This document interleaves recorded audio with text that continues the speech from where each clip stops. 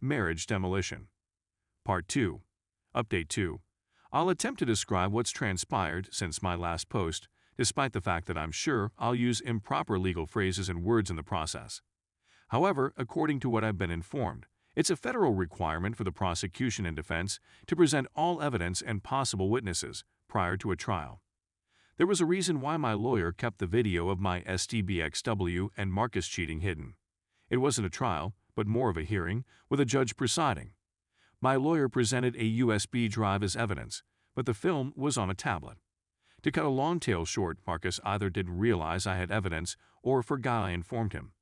I do recall putting my phone aside after filming them before pulling out my revolver. As a result, he and my wife never saw a phone.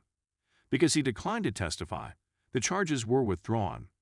His father is a business entrepreneur and a former judge. He couldn't have it put into evidence and viewed by the public during a trial in which his name was linked. So I genuinely escaped with my life. My lawyer is fairly positive she could have persuaded a jury to convict me. However, the absence of accusations or a trial is preferable. Marcus exited the courtroom before I could. As soon as I switched on my phone, I received alerts about missed messages and calls from a strange number that I mistook for my wife. Because I didn't read or listen to anything, I didn't react to anything, but I was certain she just discovered I had video proof. She was either attempting to make peace or waging war. Her lawyer might consult with my lawyer. No, I haven't communicated with her in any way, shape, or form. I knew she was dead to me the instant I caught her cheating on me. If I want to communicate with the dead, I'll have a seance. I have a highly respected divorce attorney, and he was the first person I tried to contact once the charges were dismissed. Obviously, the video will be required in divorce court, so I won't be able to show it to Marcus' wife. In any case, not yet. I'd imagine she'd find out via the grapevine, but who knows? He most likely prepared a preemptive strike and informed his wife anything just in case, but I doubt he gave a complete confession. My folks were overjoyed. I contacted them while they were on vacation to inform them of the fantastic, unexpected news. We were all anticipating the case to go to trial. Nobody anticipated the hearing to be the end of the criminal case. Now I'm concentrating on divorce, and my lawyer has my wife's divorce documents. It's not going to be as easy as my STBXW anticipated. She is now residing in the home. That puts me at a disadvantage, but my lawyer is attempting to mitigate the situation with some papers. I don't want to live in that home again. After seeing what I witnessed, I'd never want to live there again. In addition, I've heard it needs some repairs and new appliances. But, to be honest, I don't want it for her either. With property prices skyrocketing, I'd want to sell it altogether, along with the land. She shouldn't receive it if only because she was the one who ended the marriage. She should have kept her legs locked if she intended to stay there. Actions have consequences, and if she thinks obtaining some odd D is worth losing a property for, she shouldn't be in real estate. On the work front, I want to utilize the following week to either reclaim my previous position or find a new one. I don't want to fire anybody, particularly in such a specialist sector. But now I'm forced to hire attorneys to accomplish things I never wanted to do before. I know whomever replaces me will lack my expertise and knowledge, as well as my familiarity with the team. Don't believe I'll be jobless for long anyway. I never imagined I'd say I'm looking forward to getting back to work. The previous few months, however, have not been a holiday. I simply need something to concentrate on other than the divorce right now, and I'd want to try to forget that messed up night. I'm undoubtedly fortunate that I'm not dead, and I'm even more fortunate that I'm not imprisoned. But the whole scenario irritates me. Not only the money squandered on legal expenses, the squandered time, the statements I thought were true, but now realize were falsehoods, the deceit. I couldn't have known her if I hadn't met her. And the fact that I acted like a fool in front of someone I'd never met is upsetting. I mean, if you want to go postal and beat the out of someone over a deserving, devoted, and loving lady, go ahead. But to go berserk for someone who lied and never cared, it's not worth a single punch. And it's definitely not worth the bullets. Learn from my error, it's not worth it. But yes, if individuals could simply be honest with themselves and others, the world would be a better place. My STBXW is always attempting to communicate. Before she surrendered any part of herself to another guy, she needed to connect. I'd want to start anew someplace close to my parents but far enough away that I don't run across my STBXW or her AP. I despise large cities, but tiny communities have their own kind of ugliness. I earn a lot of money. I did and will continue to do so. After the previous several months, the idea of starting over with fresh things seems quite enticing. I can't think of someplace else I'd rather live. I simply know I don't want to live here. I'm happy we didn't have children, since this would have been a far worse experience. It's so nice to be able to ghost her and go on without a kid always. Linking everyone, and I adore children. One day, I want to have children, but thank God, I didn't have any with a lady who was capable of doing that to me. At the very least, I know I can have a life and a work again. I'm having a bad time with this thing called life right now, but the fact that I have freedom and opportunity gives me optimism. I can let her go as a great blunder in my life, a tragedy of epic proportions. After all of this and what I did, I know I need treatment. I have a 2-week appointment to begin individual therapy. I already know I'm going to be slammed for my rage problems, but I need to hear it. And I need someone to assist me in putting my life back together after everything fell apart. I appreciate the counsel that has been offered to me here. I appreciate the positive feedback as well as the negative feedback. I accept that what I did was a mistake. I can only improve myself in the future. I can't alter who I was in the past. Final update. I've been debating how to even begin to convey what has transpired and where things stand for days. I owed it to those who have offered me sound advice since my blunder to provide an update. But merely recounting what occurred, with all the specifics and drama, would take much too long. Our attorneys started communicating. My STBXW side continued asking if she and I could communicate, and I kept saying no. Our side attempted to push the conversations forward and start the ball going on our side. My lawyer believed they were getting twitchy every time the home and property were discussed. But they insisted on meeting face-to-face and talking, claiming that it was critical for both of our futures, whether separated or together. I was still tempted to say no, but my lawyer basically informed me that I'd have to face her in court at some point and that we should meet. They knew we had proof of adultery but hadn't seen it. My lawyer wanted to know precisely what they were going to say and what angle they were taking.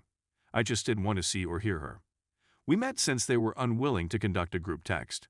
We gathered in a conference room at my attorney's office. When my wife and her lawyer entered, I was already seated. I wanted my stare to portray a mixture of hatred and revulsion. She began weeping and walking toward me, indicating that it had failed. I told her to F off, which made her weep even more. I started to move back and away from her, which caused her to stop approaching. I'll spare you the details, but I cursed her out more than any human has ever been cursed out. She'd never heard me shout at her until that fateful night. I never cursed at her before that day in the conference room, not even that dreadful night. I let it all hang out. Every heinous idea I had about her, every horrifying belief I had about her, and everything I wanted would happen to her. Her lawyer was completely taken aback, whereas mine was just little taken aback, although I informed him to anticipate it when he consented to the meeting. My wife now understood that I meant every word I spoke and despised her for what she'd done to us, what she'd done to me. We had to take a 30-minute break before the meeting could begin to cool down. When we finally met, my wife requested that I talk to her without interruption. I wouldn't be able to provide a word-for-word recount of what she said if I tried, so I won't. She began by apologizing profusely for all that had occurred. She wanted I would call her or respond to her messages, but she knew it wouldn't happen given what I said earlier. Then she proceeded to inform me that the land we own may be worth a lot of money in the not-too-distant future. Apparently, a corporation that I will not name, but that everyone has heard of wants to buy a large quantity of property to develop on. The agreement would be contingent on the sale of additional landowners, and I'm talking about a lot of land that the firm would be purchasing. Our property is in a rural zone, X miles from a power plant, X miles from a major highway, airport, water supply, and so on. It meets all of their requirements. Then she said we needed to talk about the land since she couldn't sell it without me. That's when I intervened. But you could have if I'd gone to jail, couldn't you? I said. It wasn't a question at all. Her lawyer's look told me the answer. Then she revealed that she had instructed Marcus not to pursue charges. I was sprinting because I wanted to strike someone. But I can't punch a lady because my attorney would sue me.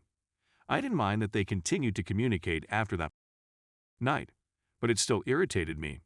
She said that they needed to keep in touch since he was the guy behind the attempted transaction. He stands to earn a fortune as the agent, and we stand to profit much more as the owners. Because of his parents' jobs, he has extensive political and real estate contacts. But when he saw a chance to exclude me from the equation, he seized it. He never showed up in a place nude, and he always had clothing in his vehicle, but I had no idea. The officers received a drastically different account from what really occurred. However, I'm not surprised. My wife stated she wouldn't testify when I was accused, but she couldn't get me to reply to her. She said that she was relieved that the accusations against me had been dismissed. That's when I inquired whether she was relieved before she discovered I'd videotaped her and Marcus. She didn't respond. I showed her and her lawyer the video I'd shot by handing them my phone. My lawyer probably didn't want me to show it, but they were aware of its existence and I couldn't show it to anybody else. I assured her that Marcus' wife will ultimately view the film. That's when she informed me I'd be wasting a lot of money I'd never make performing my job. I inquired whether money or greed was the reason she cheated. ISH the not. She really admitted to me that she cheated for us. The debate that erupted around that remark alone lasted more than an hour. We took a break for lunch, and I walked out to eat alone for an hour to get away from everyone. She delivered me wonderful news in an unusual manner, but it was wrapped in SH. The attorneys were ecstatic to learn of the probable sale of property. They knew we'd find out eventually, and any prospective quick sale I'd have to consent to. So they spilt the beans. If I want, I can cancel the entire thing. It won't cost Marcus anything right now, but it will prevent me from earning a lot of money. But I can't earn much money until my STBXW makes a lot of money as well. When I returned to the conference, my wife pretty much detailed how it all began. She was conducting one of those house showing parades. Marcus' agency was displaying 2 of the properties. They knew each other since they traveled in the same circles. But then he approached her and asked whether we were content where we were. He then said that he knew an agent who specialized in business/manufacturing locations. He outlined his concept, and I'm sure she saw many signs. Marcus, a well-known POS in our region, could most likely acquire the property from locals far more easily than someone they'd never encountered. Working together, the 2 agents could simply purchase cheap and sell high. Due to the location of our property, the transaction could not be completed without our participation. Marcus and my wife got involved by chatting to people and making plans. They then became physically intimate. So, 6 months before I realized it, my marriage dissolved. She said the 2 of them were just swept up in their enthusiasm about the money. She said it had no significance and was just. I wanted to beat my recent global cussing record, but I didn't want to blow out. I inquired if she and that POS had used condoms. They did, she claimed at first, but since she was on the pill, well, 6 days, 6F *****ing days, I said before labeling her a dirty useless. When she questioned what I was on about, I explained that when a male within a woman, that's how long may remain inside her. I felt like puking just thinking about what she had done to me. I inquired as to how she would want me to approach a prostitute, insert my fingers inside, and then place them in her mouth. Yes, it's revolting, but it's the same as what she did. She pretended to take showers. I told her she was a horrible SL, until she could stand on her head and spread her legs to rinse off. And she was perplexed as to why I was staring at her with a disgusted grimace. It's because I'm disgusted. She's horrible and has subjected me to SH I don't even want to think about. That doesn't even take into account what she said with her lips. Marcus can have the sense cheese tainted with his, but I needed to get out of there as soon as possible. I couldn't function for the rest of the day. For the first time since my after party at my father's cabin, I went out and got drunk. A part of me should be thrilled. And so am I if everything goes as planned. I'll be able to pay my attorneys in full, reimburse my parents tenfold, and have enough money to start over nearly anywhere. But the nonsense I've had to put up with in order to obtain that money sickens me more than my wife. Our 2 attorneys drafted an even split divorce after 3 terrible lawyers drafted an agreement. We won't be able to divorce until the land sells or the transaction falls through, but the divorce will be finalized and my marriage will be finished. It's not like I'm eager to be single so I can marry again. Despite my bad marital position, IF ****** ghosted her extremely well. It's not as if I have to meet or speak with the immoral Jezebel, but the fact that I still have any connection with her bothers me. I will not be able to contact Marcus' wife, either now or in the future. I'm not permitted to reveal my wife's film to her parents or relatives. However, she has informed them that we are divorcing and has admitted to having an affair. In any case, I received my job back and will begin working at a different location next week. There's discussion about sealing the accusations Marcus filed against me or something. But thank God, my record is spotless. I'm still trying to make sense of her justifications and her attitude about those excuses. Granted, I'd be gone for 10 days at a time. I never suspected anything, and our life remained consistent. I wish that hadn't happened now. At the very least, the poor and lifeless rooms don't have to worry about spitting with a stranger. Her kissing me while placing her tongue in his lips or anyplace else was the same as letting a stranger spit in my mouth without my consent. But sick cheating garbage like my wife and Marcus don't seem to get it. Marcus' life with his wife must have continued throughout the affair. I'm not sure whether she realizes she went down on my wife via proxy at any point. I'm pleased I struck Marcus in the mouth now that I know what I know. I'm still thankful I didn't murder them or myself. However, they are both repulsive. Like licking a hobo's in an alley on a rubbish pile disgusting. Humans now detest me. It's beyond my understanding how she could freely offer her body to two different guys back and forth. I had several chances to cheat over the years, but chose not to do so for a variety of reasons, the most important of which was loyalty. But the thought of *****ing some I don't know, who may have been with any number of other people very lately, is absurd. Condoms will be condemned. Those things break and aren't impervious to anything. Except for monogamy, there is no safe. However, it only works if both individuals are loyal and have an ***** and up half the East Coast. If everything goes as planned, I may have ended up much, far worse than I should have, but we'll have to wait until next year to get things going. I'll continue to work like I have for years, but I won't have a place to call home. She is allowed to remain in the home until the sale and is responsible for all expenditures. The home will be destroyed following the sale, so no one will reside there. The vast bulk of our land is still underdeveloped. There is no way in hell the home can be moved out and miles away. I'll be notified when I need to sign documents, and I'll show up to do so. Then our pathways will split quicker than my wife's legs for a $100 note, and I'll be able to continue with cash in hand. But she wrecked my life, and it's not even fair. She devalued me just by being affiliated with me. She divulged something that I didn't want to know, because it all stems from the first remark on my first article. I understand that not every lady is like my wife. I can attest that not every man is a jerk like Marcus. But I'll be darned if those individuals don't screw things up for the rest of us.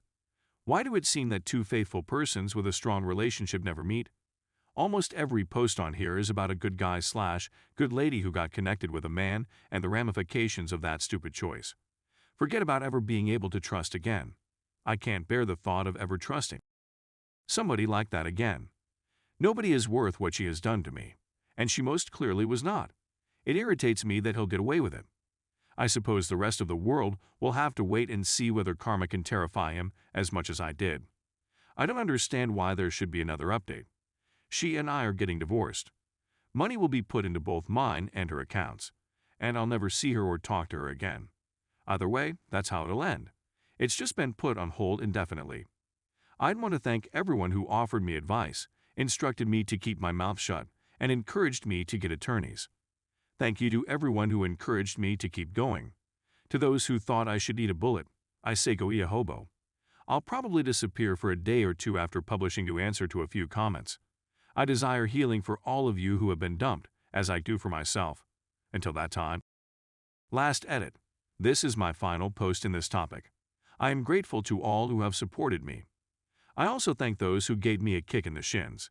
To the haters, I support your freedom to do so. Just know that I'm not going to lose any sleep over it. As things now stand, the land will most likely be sold in April or May. The industrial real estate agent has removed many of the obstacles that the corporation would have to overcome in order to purchase the property. There is no word on when the clearing and construction will begin, but I'll have my money by then and won't mind. As a result, as much as possible is being rushed. My wife still calls or messages me now and again, but I don't answer, read, or react. I don't think she cares about me, and she never has.